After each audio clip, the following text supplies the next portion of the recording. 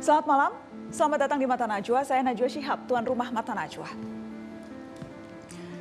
Hiruk perdebatan dan aksi jalanan terjadi lagi karena Omnibus Law yang memantik polemik berapi. Proses penyusunan yang istimewa kecepatannya menghidupkan curiga dari berbagai elemen warga. Apalagi fase-fase akhir menuju pengesahan dilakukan ketika pandemi masih gila-gilaan. Terjadilah sengkarut informasi tentang pasal-pasal transparansi yang dikeluhkan diam-diam dijegal. Walau tak mudah menjernihkan problem Undang-Undang Cipta Kerja, mari kita tetap mendiskusikannya secara terbuka. Inilah Mata Najwa, mereka-reka Cipta Kerja. Bisa disepakati? Sepakat kedua. Baik, terima kasih Bapak Ibu yang kami hormati. Tolong kami dikasih kesempatan. Saya sudah 1 menit. Tidak, 1 menit. Partai Golkar menyatakan setuju terhadap hasil pembicaraan tingkat 1 rancangan undang-undang tentang Cipta Kerja.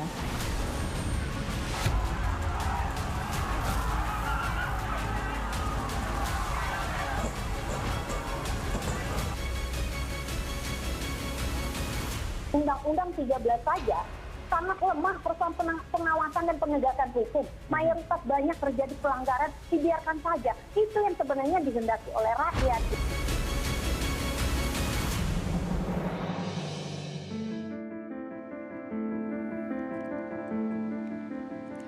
Perdebatan hingga aksi turun ke jalan mewarnai penolakan atas Undang-Undang Cipta Kerja yang disahkan dalam sidang paripurna DPR RI 2 hari lalu. Publik bertanya-tanya, ada apa di balik proses kilat pengesahan Omnibus Law ini dan apa dampaknya?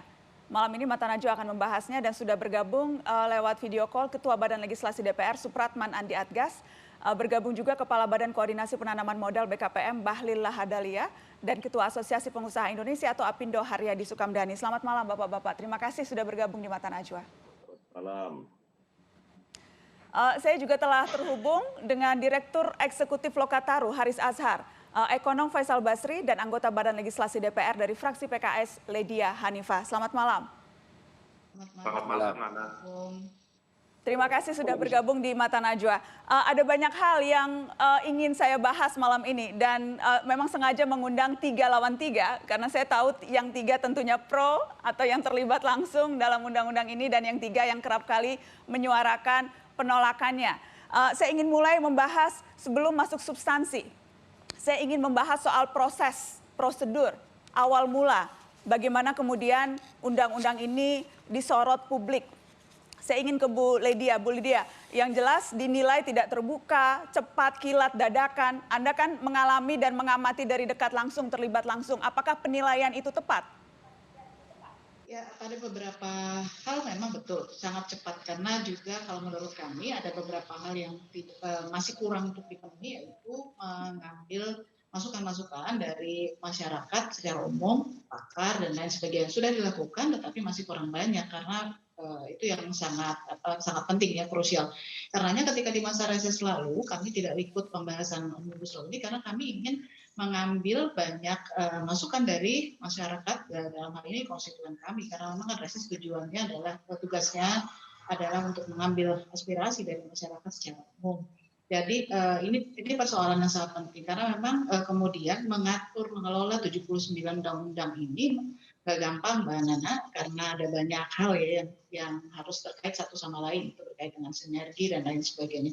Menjadi kesulitan yang besar nanti buat kita semua karena misalnya kita di dalam rapat pembahasan tingkat 1 pengambilan keputusan juga belum menerima draft bersihnya pada saat sebelum membuat pandangan ini fraksi. Jadi saya khawatir sebenarnya hoax itu yang ada banyak sekarang ini lebih karena memang nggak pada megang draftnya itu gitu. Anda sampai sekarang belum pegang draftnya juga, Bu? Saya sampai tadi siang sudah minta, tapi belum dapat. Bahkan anggota DPR, anggota Balik belum dapat draftnya? Karena katanya sedang masih diatur, dirapikan dalam hal-hal yang teknisnya, yang beberapa hal yang teknis yang belum. Baik, karena kami juga meminta dan belum dapat. Tadinya saya pikir, wah mungkin karena media belum dapat, tapi kalau bahkan anggota Baliknya sendiri juga belum dapat, maka itu perlu dijawab nanti. Tapi sebelum dijawab oleh Ketua Balik, saya ingin ke Bang Haris Azhar. Bang Haris, Anda menyebut Undang-Undang Cipta Kerja kecurangan legislatif kenapa Anda sampai memakai kata itu, kecurangan legislatif? Ya, jadi sebetulnya ini fraud legislation process. Jadi kecurangan proses legislasi. Kenapa sejak awal tidak memenuhi prinsip-prinsip tata cara penyusunan peraturan perundang-undangan? Kita punya aturan hukum, aturan main soal itu. Salah satunya soal harus berkonsultasi, naskah akademiknya harus ada, mengukur problem sosiologis, lalu mengukur nilai yang harus digali, dan itu harus turun ke masyarakat, dan itu harus ketemu dengan para ahli, dan itu harus mengumbar, harus royal, harus membagi-bagikan naskahnya, idenya, mengambil dari masyarakat. Yang terjadi adalah sampai beberapa bulan yang lalu sejak mulai diluncurkan ide bahwa akan ada omnibus law, yang muncul adalah ketertutupan. Bahkan kami dapat informasi dari dalam tim pemerintah itu jika mereka membagi-bagikan draft, itu mereka justru yang dikejar-kejar atau dapat peringatan keras atau bahkan dapat hukuman di dalam pemerintahan atau dalam satgasnya di RUU Omnibus Law ini. Okay. Jadi artinya kalau hari ini orang masih belum tahu draft yang mana yang harus dibaca, ya karena memang dari awal ini sudah cacat, sudah bermasalah gitu. Nah itu menunjukkan bahwa pembahasan undang-undang ini mengandung banyak kecurangan, ketidakjujuran, dan akhirnya menghasilkan sesuatu yang membahayakan buat bangsa ini ke depannya. Oke, saya ingin langsung lempar ke Ketua Balik, Bang Supratman, untuk menanggapi. Bagaimana, Bang Supratman? Silakan.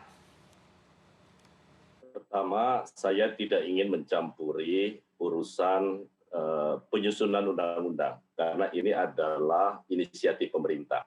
Jadi itu wilayahnya domain pemerintah untuk menjelaskan itu. Kami di Badan Legislasi di tingkat panja itu terkait dengan pembahasan. Nah, oleh karena itu, saya ingin menyampaikan terlebih dahulu apresiasi kepada Presiden Jokowi yang telah dengan berani mengambil sebuah metode atau yang kita kenal dengan Omnibus Law dalam rangka mengharmonisasi dan sinkronisasi terhadap keseluruhan regulasi kita yang memang di berbagai macam produk undang-undang di sektor-sektor KL itu saling tumpang tindih.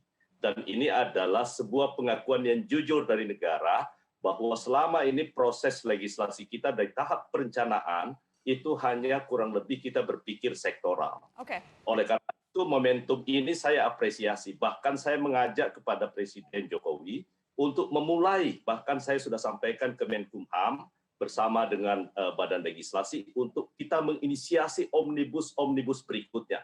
Karena ini adalah satu-satunya cara untuk menyelesaikan sengkarut perencanaan politik hukum nasional kita dalam berbagai sektor yang saling bertimbangan. Ya, Anda bahkan merasa puas dan mengusulkan agar ada omnibus law yang lain. Tetapi bagaimana? Saya belum bicara substansi, ya, Mbak Nana. Ya. Saya nggak bicara substansi, tapi saya harus patut memberi apresiasi di tahap itu. Bang Supratman, bagaimana dengan kritikan-kritikan yang tadi didengarkan, bahkan menuduh, bahkan ada tudingan ini ada kecurangan legislatif, prosesnya tidak terbuka, kilat, bahkan sampai sekarang draft yang sudah disahkan di sidang pun belum dipegang oleh anggota Balik sendiri.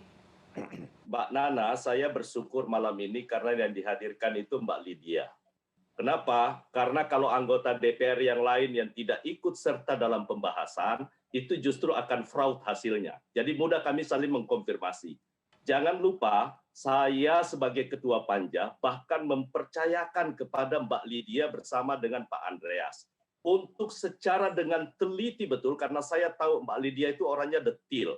Jangan sampai ada penyelundupan pasal ataupun penyelundupan norma. Bahkan di awal di tim kecil yang kami bentuk di tim perumus, bahkan saya meminta khusus kepada Mbak Lydia. Mbak Lydia, bantu saya kritisi, tolong catatan-catatan yang selama ini kita putuskan di tingkat panja, jangan sampai terlewatkan. Itu satu ya. Baik, artinya ditahan dulu Bang Supratman, mohon ditahan dulu supaya bisa langsung ditanggapi. Silakan Mbak Lydia. Ya betul, terima kasih kepercayaan yang sudah diberikan sama Pak Ketua. Karena memang pada dasarnya kita juga melakukan pengecekan, cuma memang karena keterbatasan nggak memungkinkan dalam tim perumus itu melakukan penyisiran ya, karena ada banyak sekali undang-undang yang ada di sana, maka menyebabkan memang pasti masih ada kelolosan dan kita bisa bayangkan, makanya itu jadi pada saat pembicaraan tingkat 1, saya mengawali sebelum pandangan mini fraksi mengawali bahwa lazimnya memang seharusnya draft itu sudah diberikan dulu.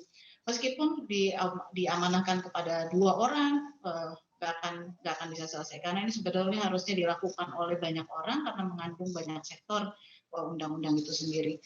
Karenanya memang menurut saya ini jadi bagian pelajaran juga sih buat kita Pak Ketua, karena bab-bab teknis gini dikhawatirkan, saya tidak membicarakan bahwa nanti ada yang hilang atau tidak. Tapi bahkan untuk melakukan sinergi satu dengan yang lainnya, itu kerumitan yang tersendiri ketika kemudian kita bicara soal omnibus, apapun juga itu memang itu jadi satu PR besar ya. Artinya baik, terkonfirmasi ya Mbak Nana ya, terkonfirmasi ya begitu kita akan lanjutkan sesudah pariwara setelah ini karena kemudian menjadi menarik. Kalau tadi bahkan yang Anda tugaskan begitu untuk merumuskan saja mengatakan waktunya terlalu mepet untuk merumuskan dan untuk mensinkronisasi berbagai pasal yang jumlahnya luar biasa banyak itu. Bagaimana kita bisa tahu kualitasnya akan sesuai? Setelah pariwara, tetap di sini.